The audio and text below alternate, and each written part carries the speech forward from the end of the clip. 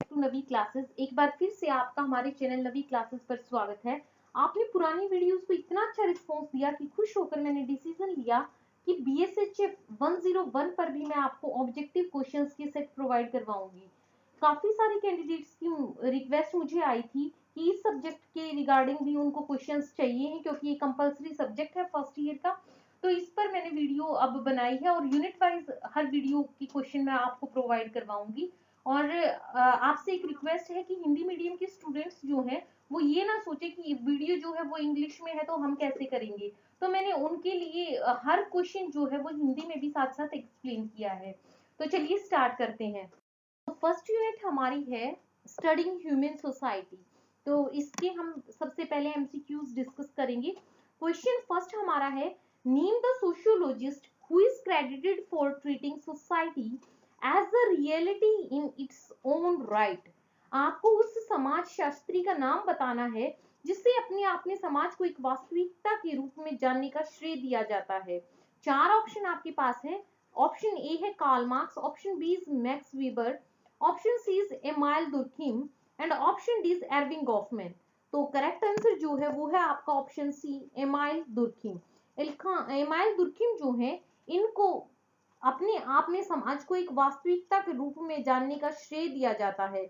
He treats the society as a reality in its own right. Question number second is, an act against the religion is known as। आपको बताना है कि अगर कोई भी कार्य होता है धर्म के विरुद्ध, जो कोई कार्य किया जाता है उसे क्या कहते हैं। चार ऑप्शन आपके पास हैं। Option is anatomy, option B is blasphemy, option C is archaeology and option D is palaeobotany. The correct answer is option B blasphemy. Blasphemy का मतलब होता है निंदा करना। यह ईश्वर के बारे में कुछ भी ऐसा लिखने या बोलने को दर्शाता है जो ईश्वर के प्रति सम्मान की कमी दिखाता हो, मतलब it shows lack of respect towards God. तो इसको हम कहते हैं ब्लास्फेमी। बाकी जो ऑप्शंस थे उनके बारे में भी बता देती हूँ कि एनाटॉमी क्या होती है। It is the study of structure of human या फिर एनिमल के स्ट्रक्चर की जो स्टडी हम करते हैं, उनकी शरीर की रचना के बारे में जो पढ़ते हैं उसे हम एनाटॉमी कहते हैं। फिर आर्कियोलॉजी जो था, आर्कियोलॉजी होता है स्टडी ऑफ पास्ट, कि पास्ट की हम स्टडी करते हैं किसी बेसिस पर, तो वो आर्कियोलॉजी कहलाती है। और प्लायोबोटनी जो है वो फॉसिल प्लांट्स की स्टडी को कहा जाता है। बढ़ते क्वेश्चन नंबर थर्ड की तरफ। सोसाइटी एमर्जेस आउट ऑफ, आपको बताना है कि जो सोसाइटी है, समाज जो है वो किसका रिजल्ट है। इट इज वो किससे उभरता है। ऑप्शन ए है कम्युनिटीज एग्जिस्टेंस, यानी कि समुदाय की एग्जिस्टेंस से। Option B is men's existence, मानव की एग्जिस्टेंस से। Option C is problems existence, मतलब कि कोई समस्या होती है तो सोसाइटी बनती है। या ऑप्शन डी रिलेशनशिप की वजह से। तो करेक्ट आंसर जो है वो है आपका ऑप्शन बी मेंस एग्जिस्टेंस। क्योंकि देखिए मानव जो है वो सोसाइटी का आधार होता है, बेस वो सोसाइटी का होता है। तो society emerges out of men's existence. बढ़ते हैं नेक्स्ट क्वेश्चन की तरफ। Question number 4 is, most autocratic regimes have constitutions based on the principle of dash. देखिए ऑटोक्रेटिक राइम्स क्या होते हैं कि ये होते हैं अधिकांश, मतलब कि निरंकुश। तो आपको इस क्वेश्चन में बताना है कि अधिकांश जो निरंकुश शासन में खालिस्तान की सिद्धांत पर के आधार पर गठन होते हैं। तो मतलब आपको इस ब्लैंक को फील करना है कि उसमें कौन सा प्रिंसिपल अडॉप्ट होता है उस शासन में। चार ऑप्शन आपके पास है। ऑप्शन ए है rule of law, option B है rule of majority, option C है rule of public authority and option D आपके पास है रूल ऑफ मैन। तो करेक्ट आंसर जो है वो आपका ऑप्शन डी ही है, रूल ऑफ मैन। यानी कि पुरुषों की शासन का सिद्धांत जो है उसके बेसिस पर ज्यादातर ऑटोक्रेटिक जो राइम्स जो हैं इनका कॉन्स्टिट्यूशन उस बेसिस पर बनता है। यह दर्शाता है कि राजा जो है वो कभी गलत नहीं कर सकता। अंग्रेजी संविधान का एक आवश्यक और मूलभूत सिद्धांत ये है। इसके अनुसार राजा जो है किसी भी सांसारिक प्राणी के नियमों के अधीन वो नहीं होता है। मतलब जो भी कोई राष्ट्रपति या राजा जो होता है वो जो भी कोई कार्य करता है तो इसका मतलब वो कार्य अवैध नहीं है।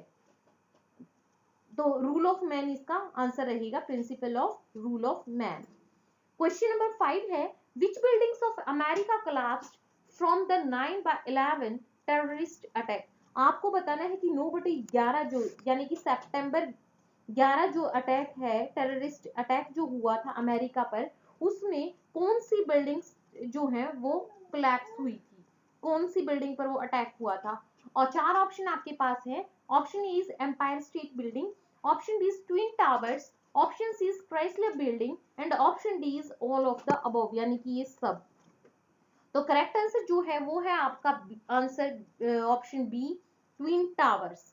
देखिए आपको बता दूं कि 11 सितंबर 2001 को इस्लामिक चरमपंथी समूह अल कायदा जो है, इस्लामिक जो एक्सट्रीमिस्ट का ग्रुप है अल कायदा, इससे जुड़े 19 आतंकवादियों ने 4 हवाई जहाजों का अपहरण कर लिया था और संयुक्त राज्य में लक्ष्य के खिलाफ इन्होंने हमला किया था। 2 विमानों को न्यूयॉर्क शहर में वर्ल्ड ट्रेड सेंटर जो है उसके ट्विन टावर्स में उड़ाया गया था, और जो तीसरा विमान था वो वॉशिंगटन डीसी के ठीक बाहर जो पेंटागन है उससे टकराया था, और चौथा विमान पेंसिल्वेनिया की शेंकिसविले के एक क्षेत्र में दुर्घटनाग्रस्त हो गया था। जो 9/11 ये अटैक है, इस हमले में लगभग 3000 लोग मारे गए थे। तो इससे आपको क्वेश्चन ऐसे भी आ सकता है कि इसमें कौन सा ग्रुप इस अटैक में इन्वॉल्व था, कौन सा चरमपंथी ग्रुप? तो वो था अल कायदा। अल कायदा was responsible for this attack. और आपको इसका ईयर भी याद रखना है कि 2001 में ये अटैक हुआ था 11 सितंबर को। बढ़ते हैं क्वेश्चन नंबर 6 की तरफ। Who was the president of USA during the 9/11 terrorist strike? आपको बताना है कि इसके अंदर जो कौन सा, जब ये अटैक हुआ था तो उस समय यूएसए के कौन से राष्ट्रपति थे? यूएसए के राष्ट्रपति कौन थे? 4 ऑप्शन आपके पास है। फर्स्ट ऑप्शन है George Bush, option B is Bill Clinton, option C is Barack Obama and option D is Jimmy Carter. तो करेक्ट आंसर जो है वो है आपका option A, George Bush. George Bush जो है वो उस समय यूएसए के राष्ट्रपति थे जब वहां पर 11 सितंबर को टेररिस्ट अटैक हुआ था अलकायदा के द्वारा। बढ़ते हैं क्वेश्चन नंबर 7 की तरफ। Correct knowing of a society would require. आपको बताना है कि अगर सोसाइटी के बारे में अगर सही ज्ञान आपको चाहिए तो इनमें से कौन सी चीज आवश्यक होती है सोसाइटी के बारे में? तो ऑप्शन ए है व्हाट टू नो, कि हमें क्या जानना है। Option B is what is true knowledge, सही नॉलेज क्या है। ऑप्शन सी इज कि उसके इंग्रेडिएंट्स क्या है, उसके तत्व क्या है, या option D all the above. तो करेक्ट आंसर जो है वो है आपका option D, all the above. ये सारे ही उसके पहलू हैं। आपको अगर सही किसी समाज के बारे में जानना है तो आपको इन सब एलिमेंट्स की आपको जानकारी होनी चाहिए। Question number 8 is Noam Chomsky emphasised that. आपको इस क्वेश्चन में बताना है कि नोम जो चॉम्स्की थे उन्होंने किस चीज पर जोर दिया था। Option A is knowledge is propaganda, कि मतलब ज्ञान जो है वो प्रचार है इस चीज पर। Option B is the need to keep knowledge from degenerating into propaganda, यानी कि ज्ञान को प्रचार में परिवर्तित होने से बचाने की आवश्यकता पर। Option C is knowledge should be diverse from criticism, कि ज्ञान को आलोचना से पृथक रहना चाहिए, उसको उससे अलग रहना चाहिए। या option D there is no need for knowledge in today's world, कि आज के विश्व में ज्ञान की कोई आवश्यकता नहीं है।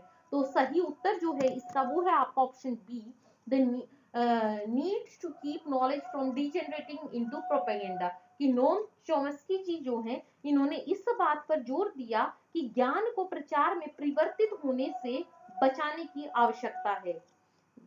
Question number 9 is essential ingredients for processing for true knowledge consist in.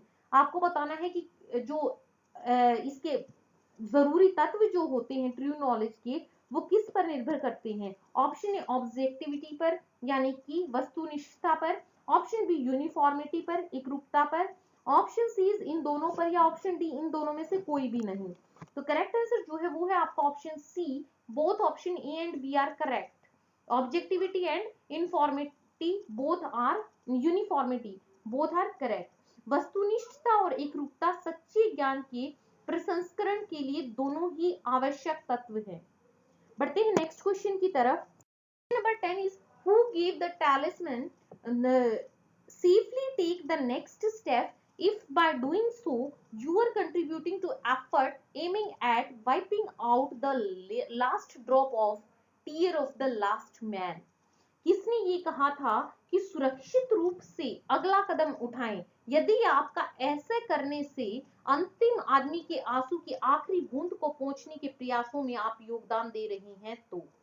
चार ऑप्शन आपके पास हैं। Option A is Mahatma Gandhi, B is Karl Marx, option C is professor Noam Chomsky, option D is Hitler. तो इस बात पर जोर दिया था महात्मा गांधी जी ने।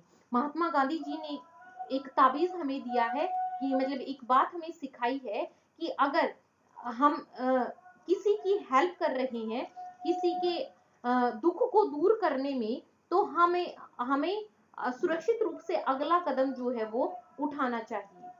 बढ़ते हैं नेक्स्ट क्वेश्चन की तरफ, which is question number 11। According to our Upanishad, knowledge should enable the learner to, कि हमारे उपनिषदों के अनुसार जो ज्ञान है वो, जो भी ज्ञान के इच्छुक है उनको किस चीज में सक्षम बनाता है। Option is to adapt better to change, कि हम बेहतरीन बदलाव ला सकें। Option B is face difficulties in understanding the text, कि अगर टेक्स्ट को समझने में हमें कोई दिक्कत हो रही है तो हमें वो एनेबल करती है, नॉलेज हमें इस चीज के लिए सक्षम बनाती है कि हम उसमें आने वाली सभी कठिनाइयों से का सामना कर सकें। Option C is to move from darkness to light, कि ये हमें अंधेरे से उजाले की तरफ ले जाती है। या ऑप्शन डी थिंक डीपली, कि हमें हम अच्छे से गहन विचार हम हर चीज पर कर पाए, ये हमें नॉलेज इसमें सक्षम बनाती है। तो देखिए वैसे तो सारे ही ऑप्शंस करेक्ट हैं, अगर उपनिषद के हिसाब से ना देखा जाए तो नॉलेज जो है वो लर्नर को इन सब चीजों में सक्षम बनाती है। लेकिन अब इस क्वेश्चन में जो है वो उपनिषद के हिसाब से पूछा गया है कि जो उसमें मेंशन्ड है, तो इसका ऑप्शन सी जो है वो राइट हो जाएगा, move from darkness to light, कि ज्ञान जो है वो हमें अंधेरे से उजाले की तरफ बढ़ने के लिए प्रेरित करता है। लास्ट क्वेश्चन जो है इस यूनिट का वो है question number 12। The Holocaust might have not happened if, कि होलोकास्ट यानी कि होलोकास्ट जो है वो नहीं हुआ होता अगर इनमें से क्या नहीं हुआ होता तो। Option A Hitler had not conquered most of the Europe, कि हिटलर ने ज्यादातर यूरोप पर कब्जा अगर नहीं किया होता, जीता ना होता तो। Option B Jews had spoken out against the Nazis, कि अगर यहूदी जो है वो नाजी के खिलाफ बोले होते। Option C so many people did not cooperate with the Nazis, कि ज्यादातर लोग जो हैं उन्होंने अगर नाजी जो हैं उनको सपोर्ट नहीं किया होता तो। या ऑप्शन डी है आपके पास कि both option A and C are correct. तो राइट आंसर जो है वो है आपका ऑप्शन डी, कि both A and C are correct. Holocaust क्या होता है? होलोकास्ट होता है कि नाजी या जो फांसीवादी थे इनकी ताकतों द्वारा यहूदियों की निर्दयी रूप से हत्या कर दी जाती थी। तो मतलब एक तरह से ये उनकी उनके उनका डिस्क्रिमिनेशन होता था, उनको मार दिया जाता था।